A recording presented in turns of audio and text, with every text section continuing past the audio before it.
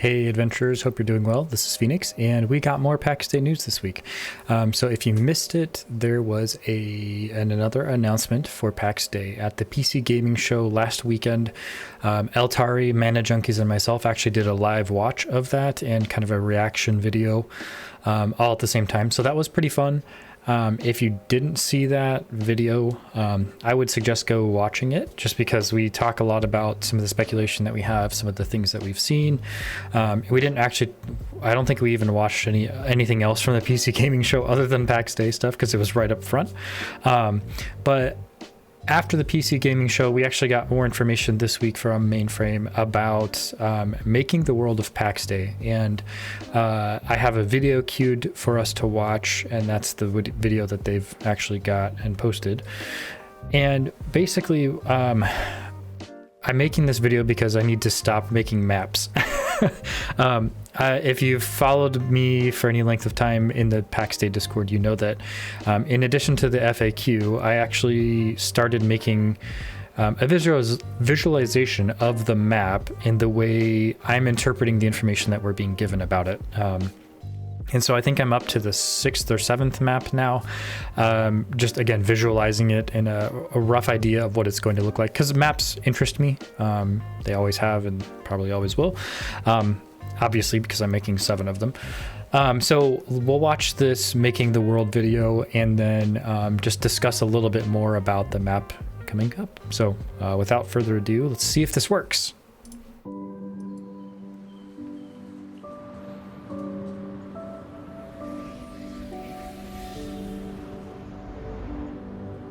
The idea behind Pax Dei is about making a world that is living and that lives and thrives, and you can interact with things. The idea is that you can chop down the tree and the tree will grow back, and you use the world and you play the world.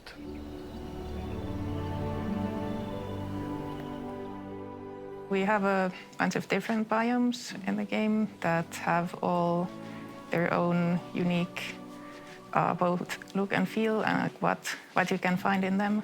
Yeah, we try to create a very distinct look for each of them. The world is huge.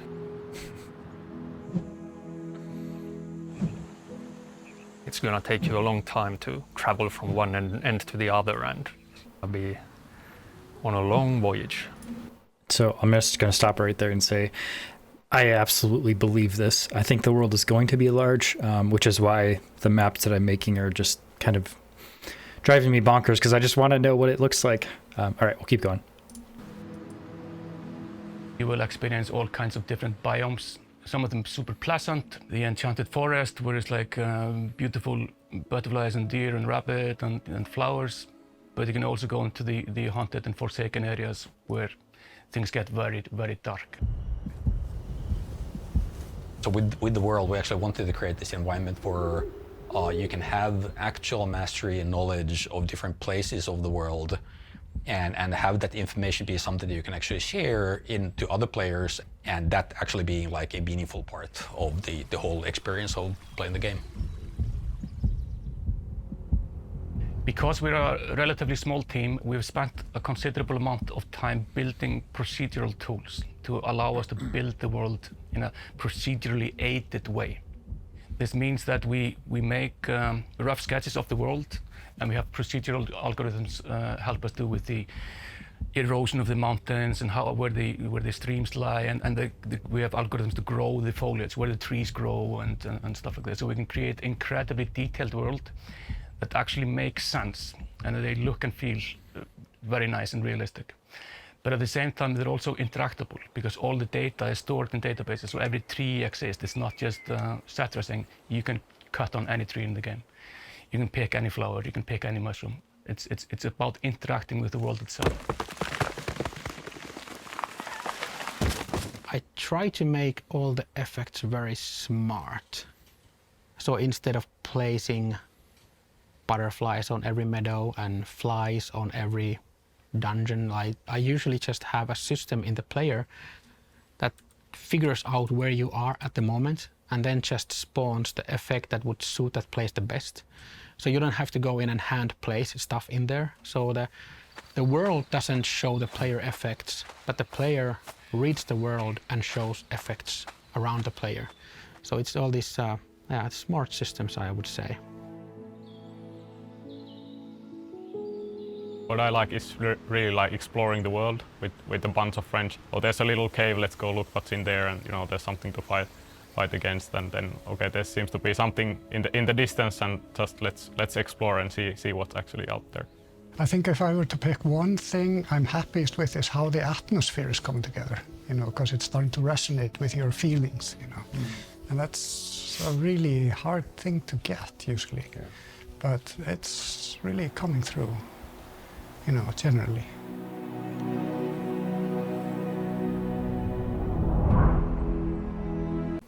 Okay, so I don't know about you, but I am beyond excited to actually get into this world and explore it.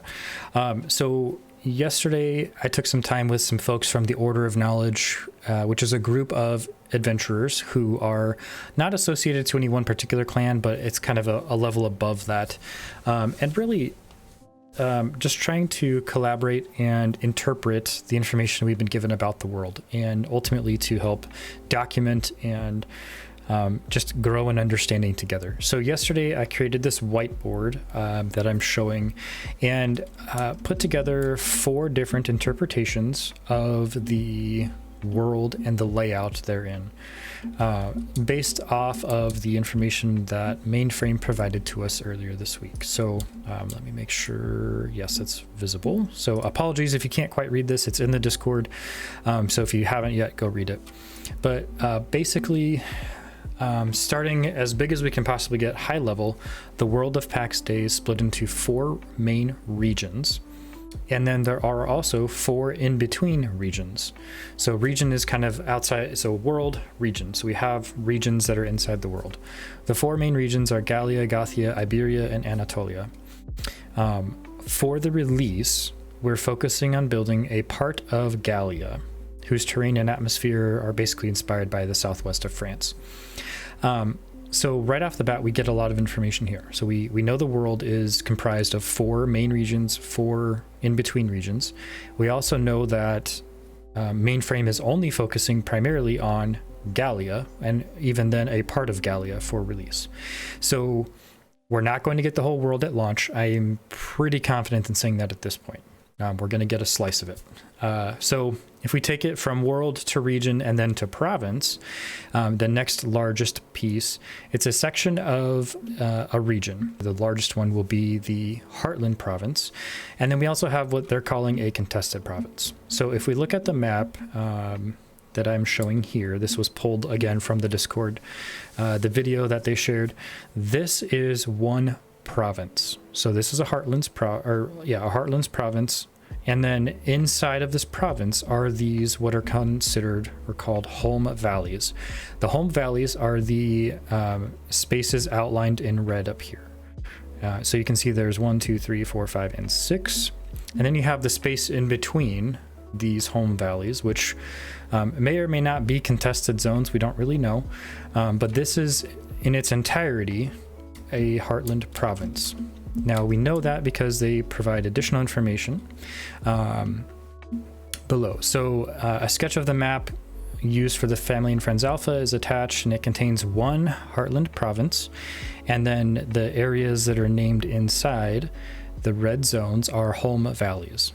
And so what we learn further on down in the description, they aim to have at least 2, ideally 3 Heartland provinces by the time we let people in. Now, let people in is a little ambiguous, and so we actually did get clarification on that this morning, that what they mean by let people in is for alpha. So for alpha testing, they're planning on having at least 2, if not 3 Heartland provinces inside of Gallia ready for us to test. And so we're talking basically roughly the square kilometers. Sorry for you math people, I'm not a math person. Basically 3 areas roughly this size, 2 to 3 areas roughly this size for us as players to explore. Now, we obviously don't entirely know the scale of what this looks like, but I'm just going to go out on a limb and say this world's going to be big, because I've been saying it from the very beginning. It's going to be big. I actually am not as concerned about plot griefing as I was a few videos ago. If you didn't watch that one, basically there's been a concern about like, oh, well, like people are going to start plot griefing. They're going to try to steal plots. I don't think there's going to be that big of a problem. There's going to be a problem. People are going to do that. But I think it's going to be a smaller issue than I was concerned about, because this is going to be a big world. So when we consider one region is going to have 2 Heartland provinces, maybe 3, plus there's probably going to be contested zones or contested provinces here too. The one region is going to be huge. And then you talk about there's 3 other regions comparable size, plus the in-between regions of unknown size. I think the scope and understanding, like that's what I'm trying to drive home is like, this is going to be a big, crazy world that we all get to explore, and I am beyond excited for it. So moving away from like kind of the interpretation of what's in the world, I move towards the layout of the world. Now this is where the interpretation, I think, kind of it expands a little bit more into speculation, of course, and that's why we have 4 interpretations so far. So the first one was basically just get it out of my brain, because I just can't, I have to stop thinking about it, and I have to do that by visualizing it. So get it out and just throw it out there. I also made a kind of another pass at an interpretation with Gallia being the north. And the reason why I did that is because of the paragraph specifically here that says it was one of the old seats of power in the world. Let's go clockwise from there. So in my mind, we start at the top of a clock and we go clockwise.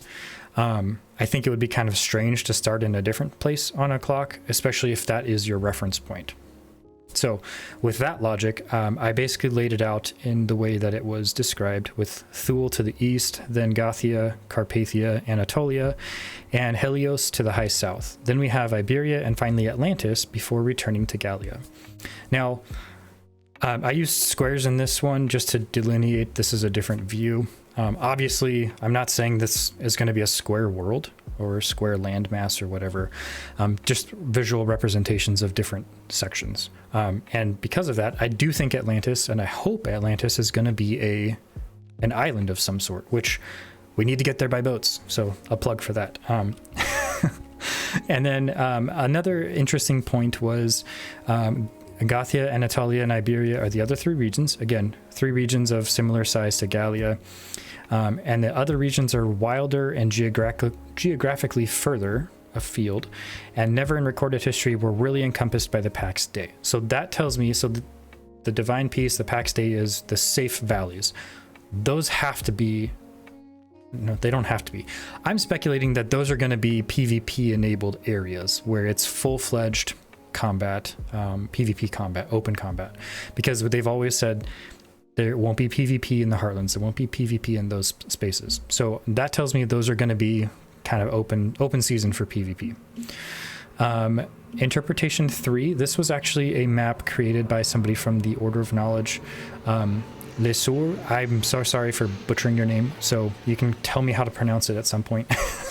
so that way, if I reference you again, I can do it. So this map was created, and I basically took the visualization here, that was the map, and I put it into an order that I feel like kind of makes sense based on what I can see, interpreting from kind of a life-like map. The only problem that I personally have with this one is the description that Thule is to the east of Gallia. And on this map, you can see Thule is north, basically northwest. So not sold on this one, but it doesn't matter because we don't know what it looks like. And then this interpretation's one I just created. This is the last one, and that's when I said, okay, I need to stop and I just need to make a video, so I stopped making maps. I'm returning to this idea that Gallia is north, Thule's to the east, Gothia, Carpathia, Anatolia, Helios is to the south, but it's high south, Iberia, and then Atlantis. However, unlike interpretation 2, these areas are fairly close in proximity. I got stuck on they're wilder and geographically further afield, and so I've essentially spread them out a little bit more. And I also was a little bit more conservative with the Heartland province distribution. And you can see that here I've actually only got 2 Heartland provinces included in each of these areas. Still leaving room for the potential contested / PvP Heartland, or not Heart, the contested PvP province, as well as, you know, whatever the inner in-between spaces are that are filled in there. So all of that to say, I just can't help but think that the world is going to be big, and a lot bigger than we're anticipating. I would love just to see a world map, even if it's sort of blurry, just to make out what that looks like, because there's no way there isn't a map created. But I'm super excited, because to me, this not only communicates that they care for the world and how much time they're spending on even just talking about it, but there's a plan for the future. Like, we're only going to see one region, and we may not even see all of that region yet for alpha testing. And then on top of that, we've got these other 3 regions and the 4 in-between regions. And I don't even want to touch on what the Rimlands might be.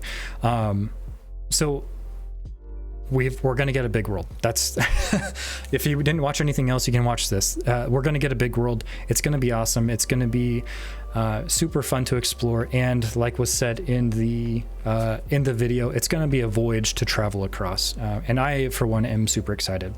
So with that, friends, adventurers, I hope you have a great weekend ahead. Hope you get some time to relax and recharge, and I am looking forward to more information, and until next time, I'll see you on Discord.